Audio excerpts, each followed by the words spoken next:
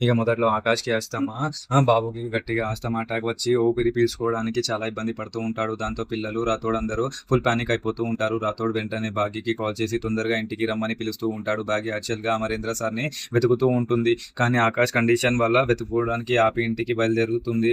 ఇంకోవైపు మనోజ తన అసిస్టెంట్ చంబాతోటి గట్టిగా ఆలోచిస్తూ ఉంటుంది. రాథోడ్ తనని గన్‌తో బెదిరించారు అని కోపంతో ఉంటుంది. ఇంకా పాత గొడవలు మర్చిపోయిన అమరేంద్ర సార్‌ని అడ్డం పెట్టుకొని భాగ్య ఇంకా రాథోడ్ ఇంకా పిల్లలతోటి అడ్డకుండా ఫిక్స్ అయిపోతూ ఉంటుంది. ఇక అమరేంద్ర గతానికి సంబంధించిలా కొంతమంది గుండాలు ఒక దగ్గర కట్టేసి నిన్ను చంపేయమని ఆర్డర్స్ ఉన్నాయి అని చంపడానికి రెడీ అవుతూ ఉంటారు. కానీ కరెక్ట్ టైంకి ఒక పర్సన్ వచ్చి వాళ్ళని బెదిరించి కొట్టి అమరేంద్ర సార్ని కాపాడుతూ ఉంటాడు. అమరేంద్రకి ఏం గుర్తు లేకపోయినా నువ్వు ఆర్మీ ఆఫీసర్ అమరేంద్రవి నాకు తెలుసు అని చెప్పి అతన్ని సేఫ్లీగా వాళ్ళ ఇంటికి తీసుకొని వెళ్ళిపోతూ ఉంటాడు. ఇంట్లో బాగి పిల్లలకి ధైర్యం చెప్తూ ఉంటుంది. పిల్లలు మా డాడీ వచ్చాక బ్రేక్ఫాస్ట్ చేద్దాం అని మాటలు చెప్తూ ఉంటుంది. కరెక్ట్‌గా అదే టైంకి అమరేంద్ర సార్ ఇంటికి సేఫ్‌గా తిరిగి వచ్చేస్తాడు. మన నెక్స్ట్ ఎపిసోడ్‌లో ఏం జరగబోతుందో అనేది చూద్దాం. Thank you.